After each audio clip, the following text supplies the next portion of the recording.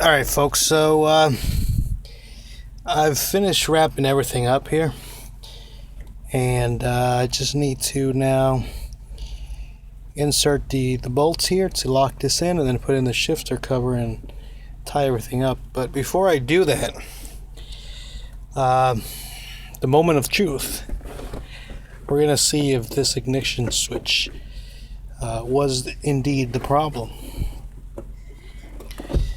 And here we go.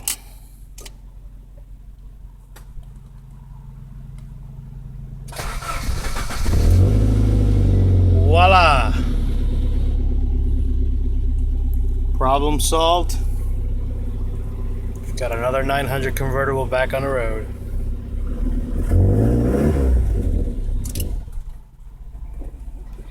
Thank you guys.